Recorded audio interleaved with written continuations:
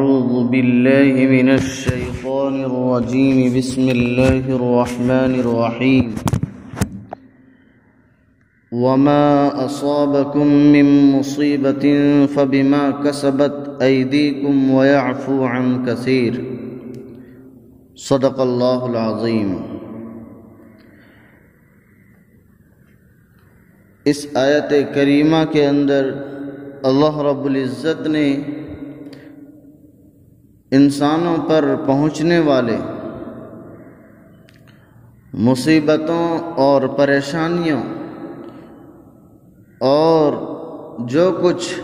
وبا آفت وغیرہ آتی ہیں اور انسان اس کے اندر گرفتار ہوتا ہے، پریشانیوں میں گھرتا ہے، اللہ رب العزت نے اس کا سبب بیان فرمایا ہے۔ فرمایا اور جو کچھ تم کو پہنچتا ہے مصیبتیں، من مصیبتوں میں سے، فبما کسبت ایدیکم، تو وہ تمہارے ہاتھوں کی کرتوتوں کی وجہ سے ہے، اور اللہ رب العزت بہت سی چیزوں کو معاف فرما دیتا ہے۔ انسان کے اوپر پریشانیاں اور مصیبتیں اور آفت جو آتی ہیں، اللہ رب العزت نے فرمایا یہ تمہارے ہی کرتوتوں کی وجہ سے ہے، اور گویا کہ ان مصیبتوں کو ہم نے خود دعوت دی ہے۔ شان نزول اس کا اگرچہ ان قوموں کے بارے میں ہے جو اپنی نبیوں کو منحوس سمجھتے تھے، لیکن یہ عام ہے، اور مصیبت اور پریشانیاں آج بھی ہمارے ہی کرتوتوں کی وجہ سے آتی ہیں۔ مصیبت اور پریشانی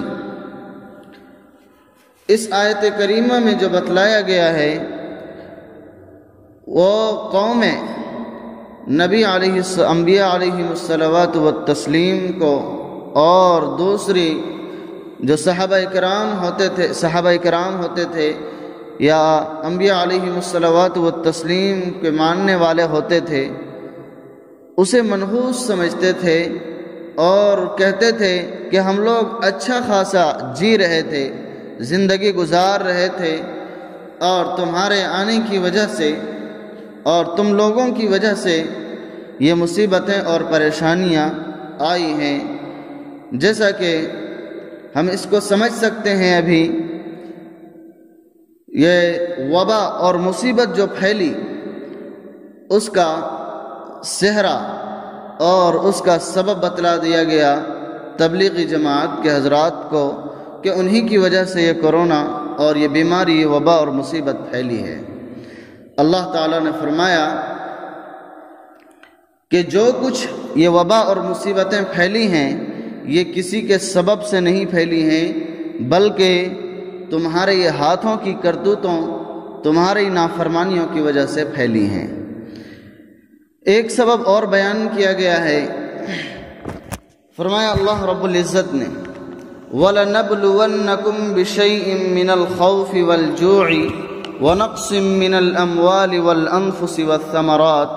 وَبَشِّرِ الصَّابِرِينَ کہ اللہ رب العزت فرماتا ہے وَلَنَبْلُوَنَّكُمْ، اور ہم ضرور بالضرور تم کو آزمائیں گے چند چیزوں سے، خوف ڈرا کر کے، بھوکا رکھ کر،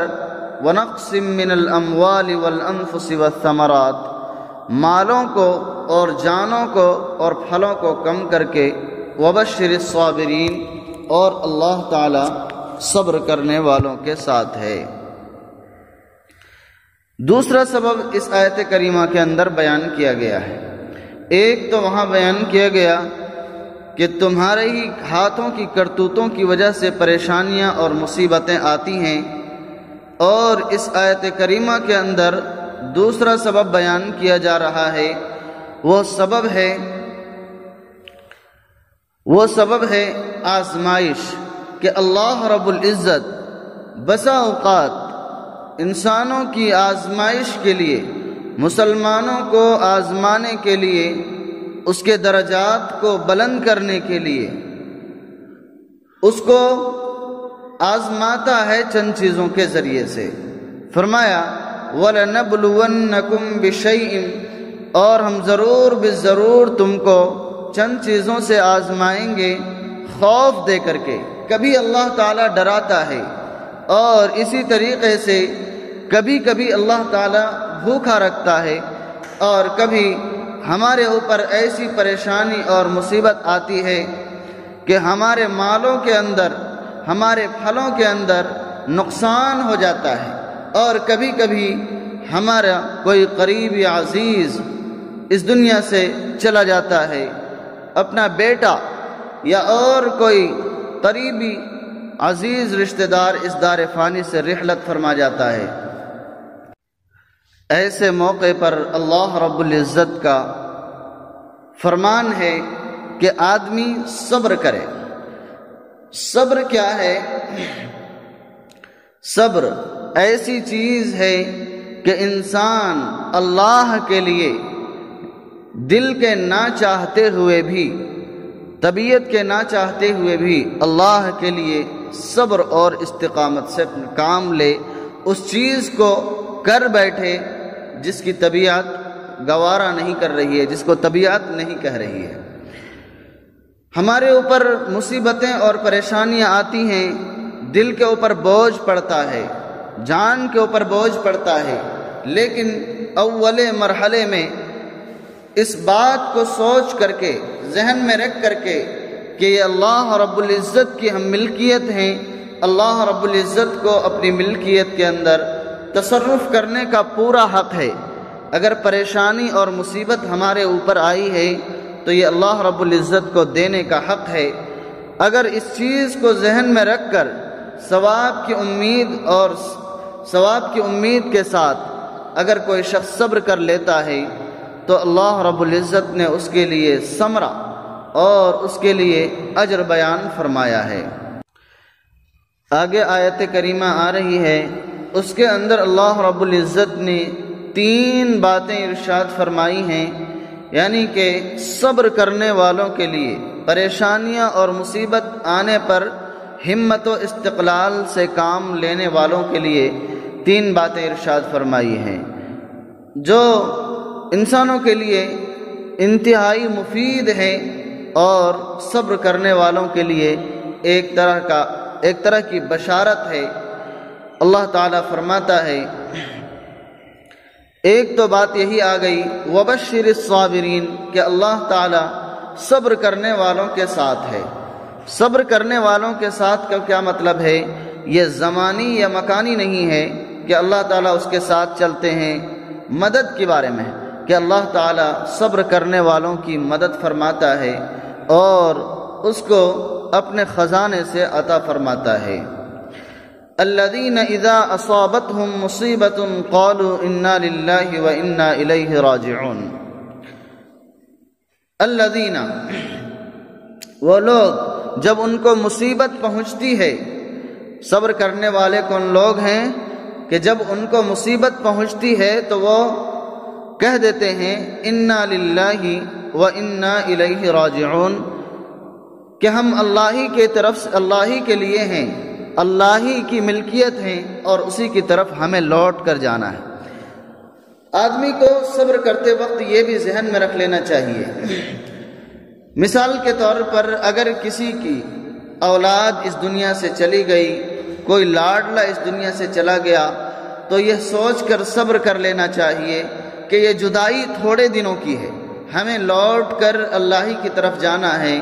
تو جب انہی کی طرف جانا ہے، اگر یہ سوچ لیا اور اسی طریقے سے یہ بات جو پیچھے بتائی گئی کہ ہم اللہ رب العزت کی ملک ہیں اور اللہ رب العزت اپنی ملکیت میں چاہے تو تصرف کر سکتا ہے، اگر یہ 2-3 باتیں ذہن کے اندر رہ گئیں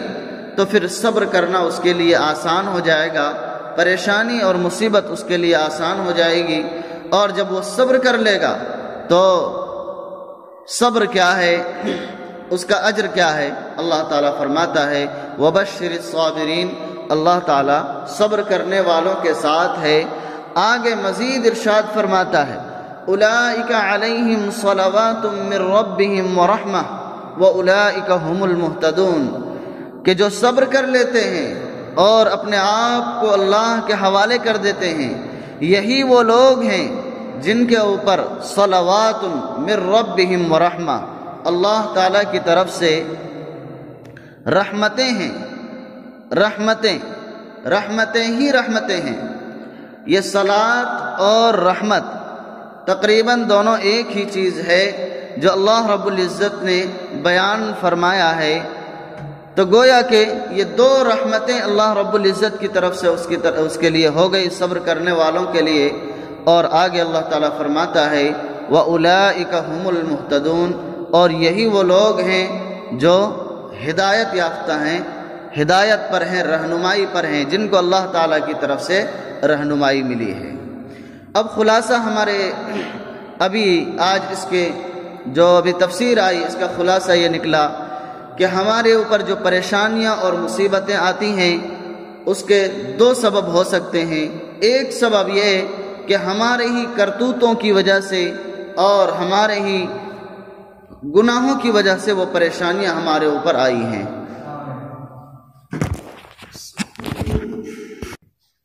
دوسرا سبب اللہ رب العزت کی طرف سے آزمائش ہے، اور یہاں جو بیان کیا گیا ہے آزمائش پر کیا ملے گا اس کا بتلایا گیا ابھی۔ ایک تو یہ کہ اللہ رب العزت اس کے ساتھ ہے،